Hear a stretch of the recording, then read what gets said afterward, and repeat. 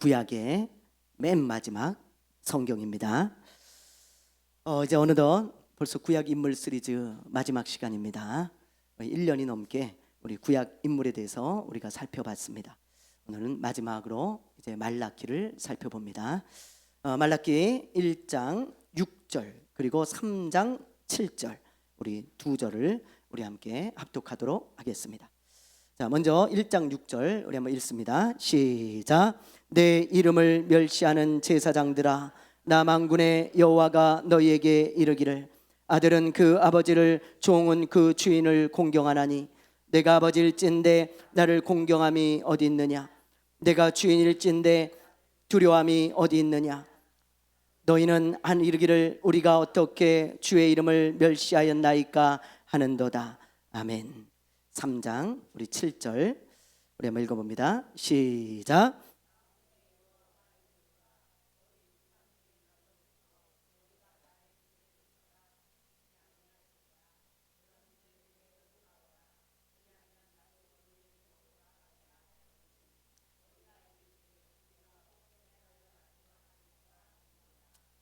아멘.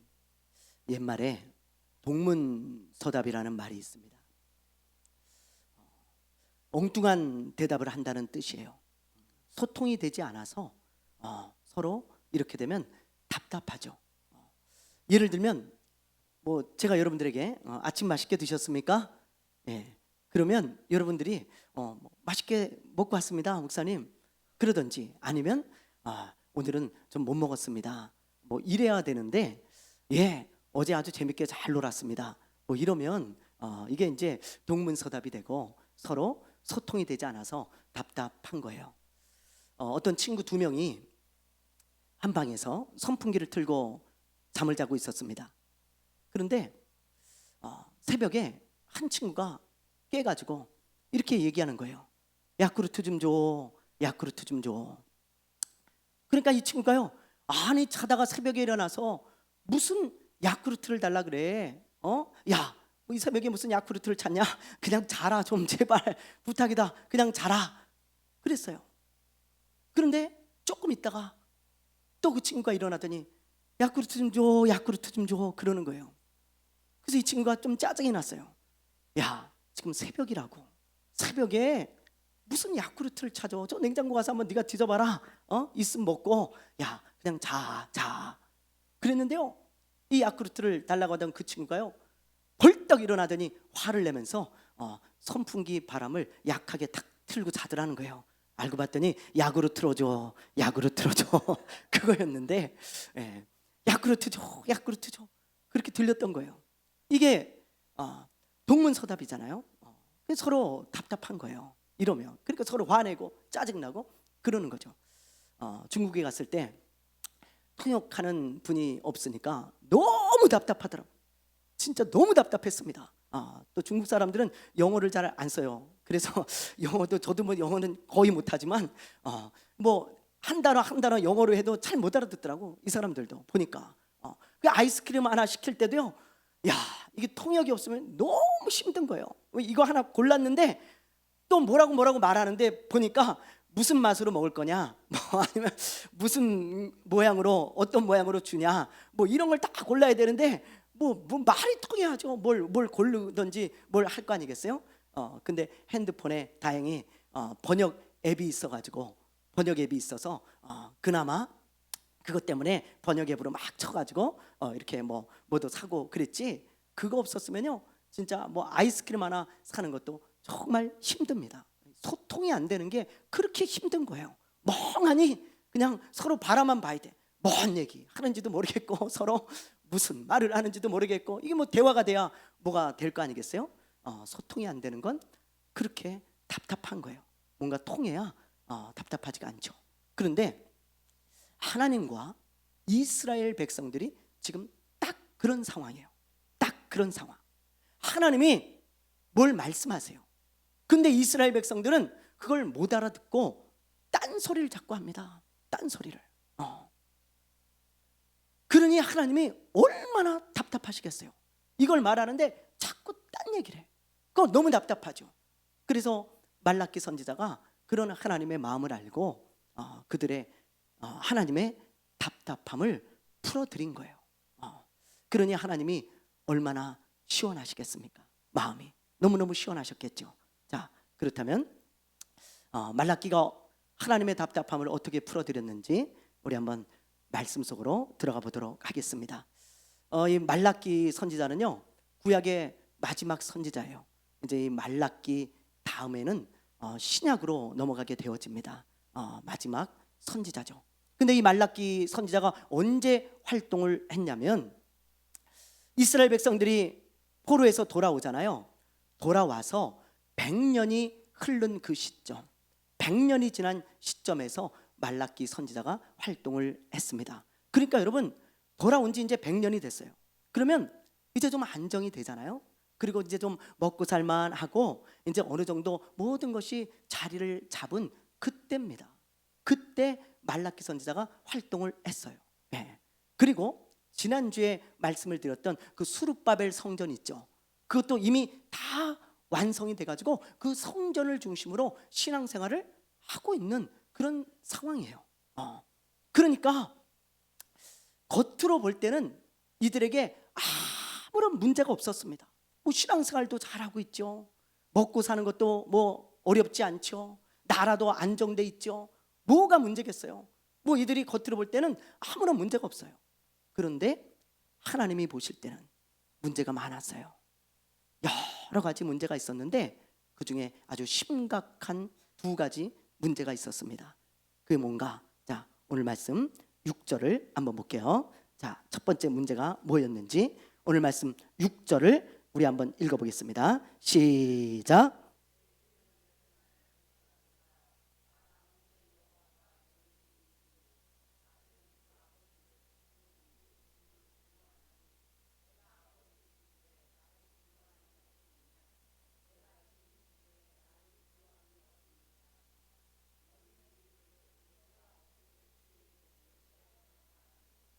아멘.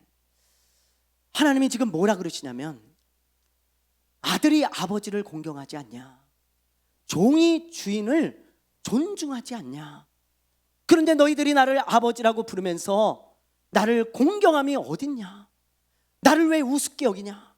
너희들이 나를 주인이라고 부르면서 나를 존중함이 어딨냐? 왜 나를 멸시하냐? 그렇게 하나님이 말씀을 하시는 거예요. 그러니까 이스라엘 사람들이, 아니 하나님, 우리가 언제 하나님을 우습게 여기고 언제 하나님을 멸시했습니까? 우리는 정말 그런 적 없습니다. 언제 우리가 하나님을 멸시했습니까? 그렇게 딴소리를 해요. 네. 그러니 하나님이 얼마나 답답하시겠어요. 그래서 말라기 선지자가 하나님의 답답함을 풀어드리는 거예요. 어떻게 해요? 너희들이 어떻게 하나님을 멸시했는지, 너희들이 어떻게 하나님을 우습게 여기고 있는지, 그걸 딱 집어가지고 말씀을 해줍니다. 자, 8절 말씀을 우리 한번 볼게요. 8절 말씀, 자, 읽어봅니다. 시작.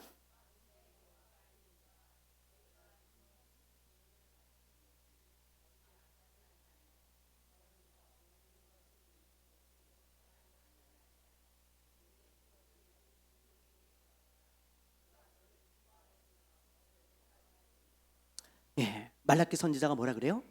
너희가 하나님을 무시하지 않았다고? 멸시하지 않았다고? 어찌 너희가 하나님 앞에 제사를 드리러 갈 때 너희가 어떤 짐승을 드리는지 잘 생각해봐라. 너희가 기억해봐라. 하나님께 제사를 드리러 가는데 하나님께 좋은 것, 흠이 없는 것을 드려야 마땅한데 병든 것, 저는 것, 눈먼 것, 장애가 있는 양, 뭐 이상한 그런 양, 이런 것을 드리고 있지 않냐? 너희가 만약에 그것을 너희가 귀하게 여기는 사람에게 한번 줘봐라. 그걸 받겠냐? 그러면서 막 책망을 하는 것입니다. 이 당시 이스라엘 사람들은요, 병든 양이 있잖아요. 그러면 이렇게 생각했어요. 이거 어차피 죽을 거 하나님이나 드려야 되겠다. 야, 이거 병 들어가지고 이제 죽기 직전인데 이거 빨리 가서 하나님께나 드려야지. 야, 이거 뭐 시장에 팔아봐야 이거 값도 못 받고 뭐 이거 장애가 있으니까 이거 하나님께나 드리지 뭐. 그리고요 전부 병든 거, 약한 거, 안 좋은 거 이런 것들만 다 끌고 가가지고 하나님께 제사를 드리는 거야. 그런데 좋은 것들은요, 야, 이 아까운 것을 왜 드려? 이 아까운 것을 하나님께 이 아까운 것을 왜 드려? 내가 이건 잘 키워가지고 팔든지 먹든지 해야 되겠다. 그러면서요 좋은 것은 다 감춰두는 거예요. 다 감춰둬. 그리고는 안 좋은 것만 하나님 앞에 가지고 나아가는 것이죠. 네. 이런 짓을 계속하면서도 하나님을 멸시하지 않았대요. 하나님을 이렇게 우습게 여기면서도 하나님을 우습게 여기지 않았다는 것입니다. 그래서 말라기 선지자가요, 너희들이 예배를 우습게 여기는 것이 하나님을 우습게 여기는 것이다. 너희들이 예배를 멸시하는 것이 하나님을 멸시하는 것이다. 그러면서 이들을 아주 강하게 책망하고 있는 것입니다. 여러분, 하나님의 마음이 얼마나 시원했겠어요. 이 말라기가 하나님을 대신해서 그들에게 이런 말을 해주었으니 얼마나 하나님의 마음이 시원했겠습니까? 오늘날도 마찬가지입니다. 어떤 사람은요, 자기는 절대로 하나님을 무시하지 않았대요. 하나님을 절대로 우습게 여기지 않는데요.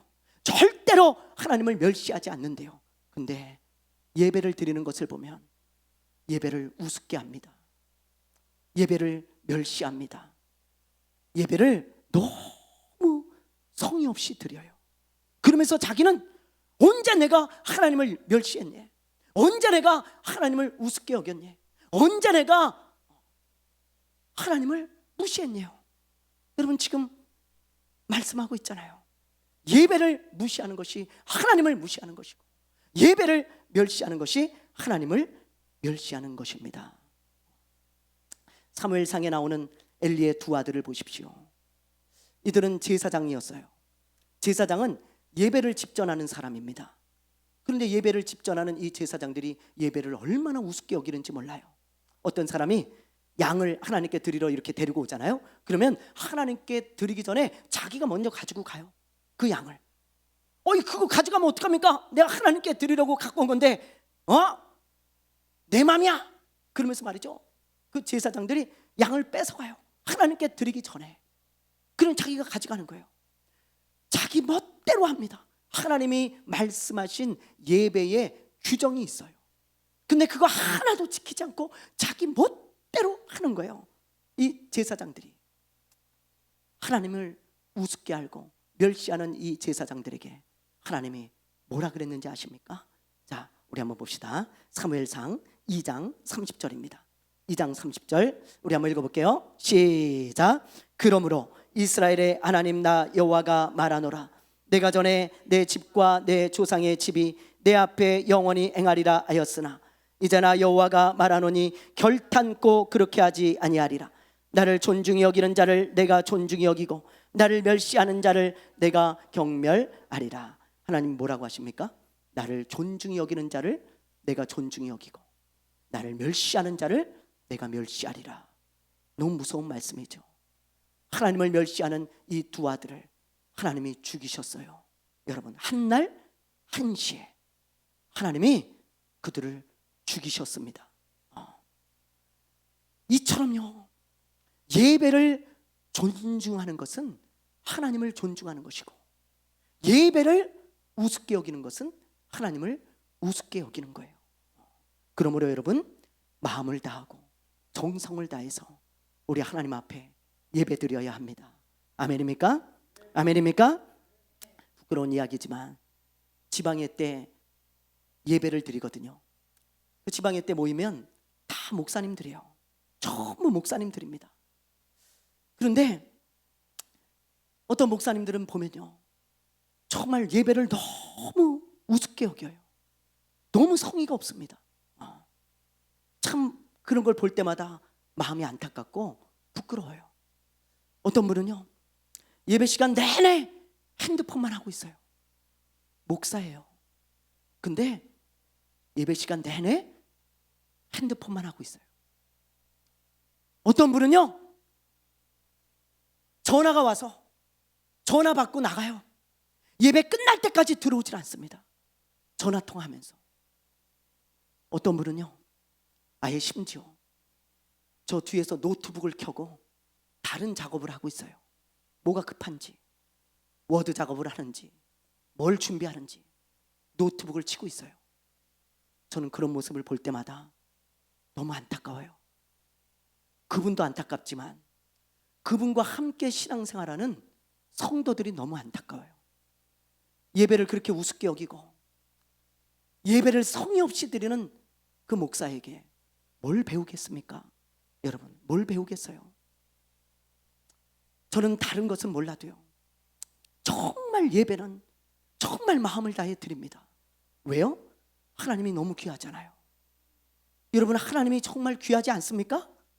우리의 예배 받기에 합당하신 분인데 어떻게 예배를 드리는데 성의 없이 드릴 수가 있어요? 그건 여러분, 하나님을 귀하게 여기지 않는 사람의 모습이에요. 하나님을 귀하게 여기지 않는 사람의 태도입니다.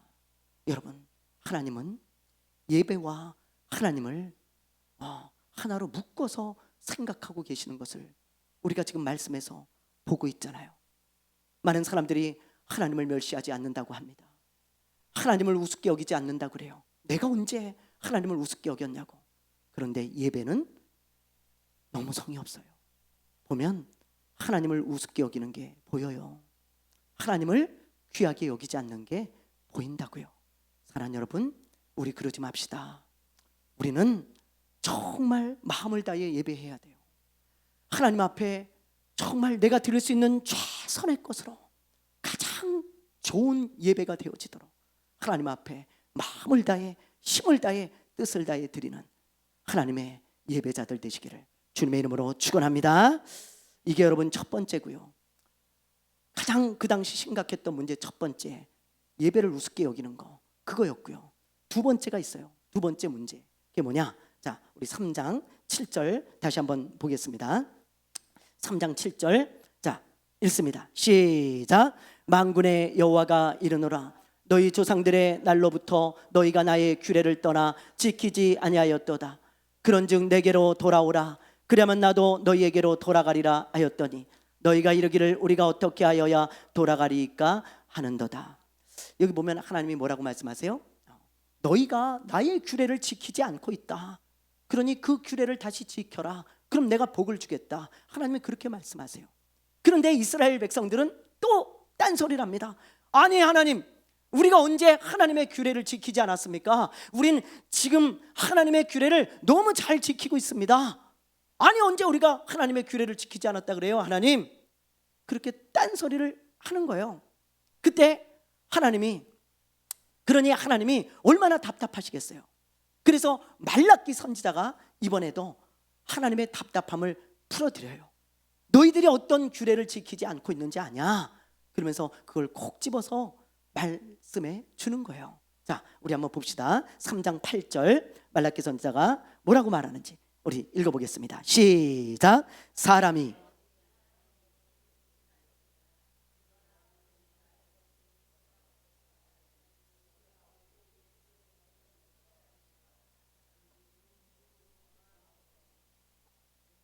말라기 선지자가 뭐라 그래요? 너희가 어떤 규례를 어기고 있는지를 아냐? 너희가 지금 하나님의 것을 도적질하고 있잖아. 하나님께 마땅히 드려야 되는 그 11조를 온전히 너희가 드리고 있냐? 다 도둑질하고 있지 않냐? 그러면서 이스라엘 백성들을 책망하고 있는 것입니다. 이 당시 이스라엘 백성들은요 70년 만에 돌아와가지고 어렵게 살았잖아요. 그렇죠? 고생 참 많이 했습니다. 지난주에도 얘기했듯이 70년 만에 돌아왔으니 뭐가 있겠어요?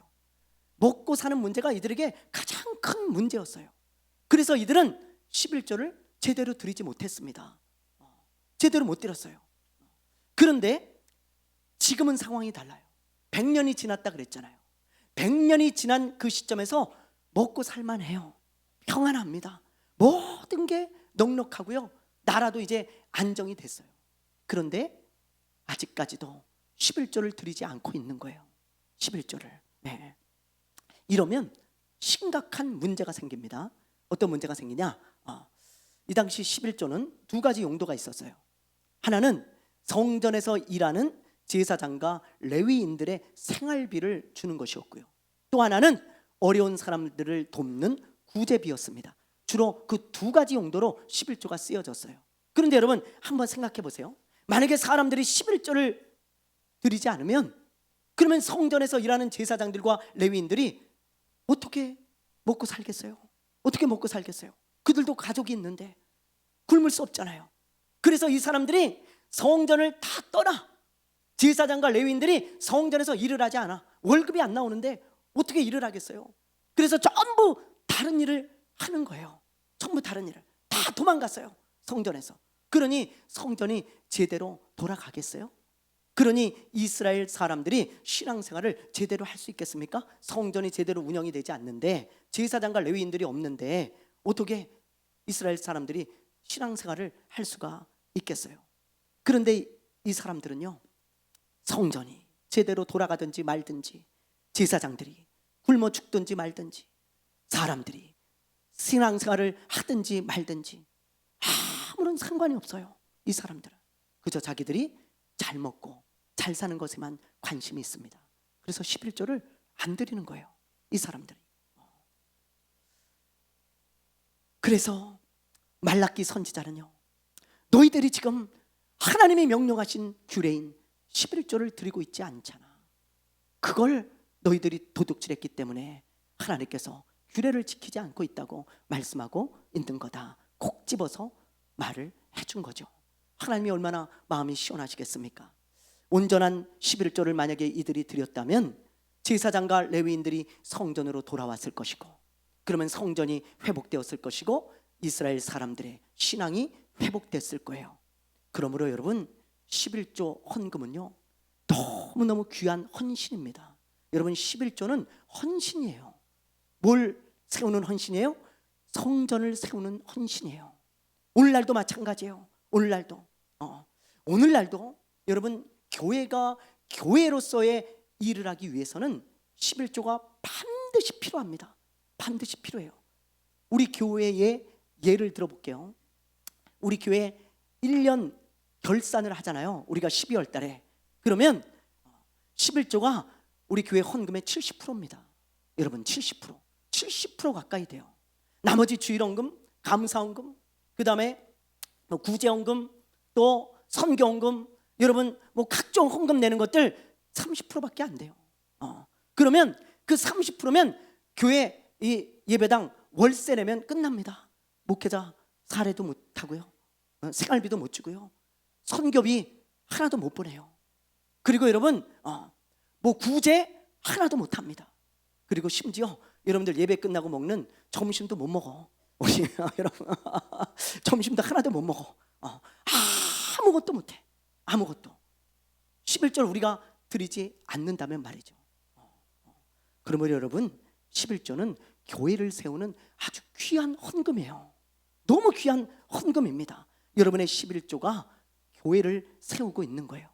그래서 하나님께서는 11조를 드리는 사람에게 놀라운 복을 약속하고 계십니다. 하나님이. 자, 어떤 복을 약속하고 계신지 우리 한번 볼게요. 3장 10절이에요. 3장 10절.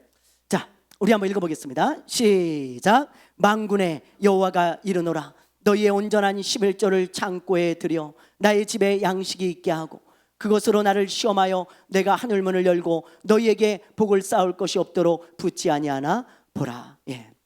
여기 보면 하나님께서 11조를 드리는 사람에게 하늘의 문을 열고 너희에게 복을 쌓을 것이 없도록 부어주신다는 거예요. 성경에서 하늘 문이 나오잖아요. 그러면 비와 연관이 있어요. 비. 이 당시나 지금이나 농사를 지을 때 비가 적절한 때에 오지 않으면 농사 망칩니다. 흉년이에요. 풍년이 되려면 비가 적당한 때에 적당하게 와야 되잖아요. 그래서 이스라엘 백성들은 이 당시에 하나님 앞에 이렇게 기도했어요. 하나님, 하늘문을 열고 비를 내려주십시오. 비를 내려주십시오. 이렇게 기도했어요. 여러분, 그래서 성경에서 하늘문이 나오면 비와 연관이 있어요. 그러므로 이 말은 무슨 말이냐면 11조를 드리는 사람에게 하나님이 이런 복을 약속하신 거예요. 너희가 필요한 때에 마치 필요한 때에 비가 오듯이 내가 하늘문을 열고 너희 삶 가운데 복을 부어줄 것이다. 그게 하나님의 약속이에요. 여러분, 내가 인생을 살아가다 보면 이때 꼭 필요한 하나님의 도우심이 있습니다. 이때 꼭 필요한 하나님의 은혜가 있어요. 하나님, 나 이때 하나님 나 좀 도와주십시오. 나 좀 도와주십시오. 그때 하나님이 그때 하늘문을 열고 그래. 그리고 내가 복을 부어줄게. 그리고 부어주신다 이 말이에요. 그게 11조를 드리는 사람에게 약속하신 복이에요. 두 번째 복이 있어요.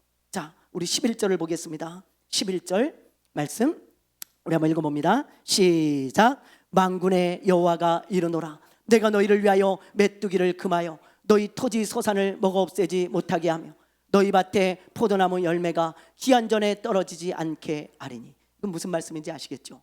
여기서 이 메뚜기가 나오는데요. 메뚜기를 금하여 너희 토지 소산을 먹어 없애지 못하게 하겠다. 이거는 재앙을 막아주시겠다는 거예요. 이 당시 메뚜기 떼는 재앙의 상징이었습니다. 메뚜기 떼가요, 밭을 한번 지나가면 남아 있는 게 없어요. 아무리 내가 노력하고 내가 수고해도 메뚜기 떼가 한번 지나가면 완전 쑥대밭이 되는 거예요. 근데 하나님께서 그걸 막아주시겠다는 거예요. 메뚜기 떼가 오지 않도록. 여러분의 인생 가운데 메뚜기 떼가 올 때가 있습니다. 그렇죠? 아무리 열심히 노력했는데 말짱 도루묵이고 다 수포로 돌아갈 때가 있죠. 어떤 재앙이 임할 때가 있잖아요. 어려움이 임할 때가 있잖아요. 그런데 하나님께서 11조를 드리는 사람은 그걸 막아주시겠다는 거예요.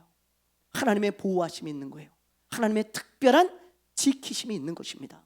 여러분, 이런 복을 하나님이 하나님의 명예를 걸고 약속하고 계시다니까요. 보세요. 만군의 여호와가 이르노라. 하나님의 이름을 걸고 약속하고 계시는 거예요. 또 있어요. 자, 우리 12절 볼게요. 12절. 자, 한번 읽어봅니다. 시작.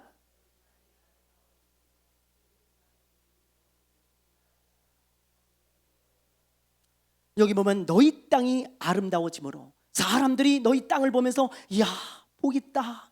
어떻게 저렇게 복 받은 사람이 있냐, 그렇게 말한다는 거예요. 여러분, 여기서 아름다워진다라고 하는 이 단어가 히브리어로 어떤 단어냐면 헤페츠라고 하는 단어인데, 이 헤페츠는 소원이 이루어지다, 기쁨이 생기다, 그런 뜻이에요. 그러니까 여러분, 하나님께서요 11조를 드리는 사람에게 때로는 어떤 소원을 이루어 주신다는 거예요. 어떤 소원을. 그리고 하나님이 때로 어떤 기쁨을 주신다는 거예요. 어떤 기쁨을. 이게 하나님의 약속의 말씀이에요. 그래서 저는 30년째 11조를 드리고 있습니다. 30년째. 앞으로도 계속 할 거예요. 저는 이 약속의 말씀을 믿기 때문이에요. 하나님의 명예를 걸고 네가 나를 시험해봐라. 그랬기 때문에 저는 앞으로도 제가 주님 앞에 가는 그날까지 저는 이 말씀을 붙들고 11조를 드릴 겁니다.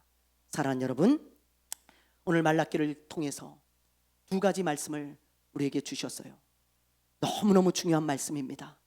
하나님이 이 두 가지 때문에 마음 아파하세요. 그리고 그 당시 이스라엘 백성들을 보면서 답답해 하신 것처럼 오늘날 크리스천들을 보면서도 하나님이 마음 아파하시지 않겠습니까? 예배를 우습게 여기는 사람들 너무 많아요. 여러분, 그런 망령된 행동을 하지 마십시오. 우리 하나님 앞에 정말 최선을 다해 마음을 다해 하나님 앞에 예배 드리는 거예요. 우리 그런 사람 됩시다. 그리고 하나님께 온전한 11조를 드려서 교회를 세우는 사람이 되십시오. 그럴 때 하나님께서 이 성경에 약속한 복이 여러분의 삶 가운데, 가정 가운데 임할 줄로 믿습니다. 그런 사람이 되시기를 주님의 이름으로 축원합니다. 축원합니다. 축원합니다. 찬양하겠습니다. 하나님은 한 번도 우리를 실망시키지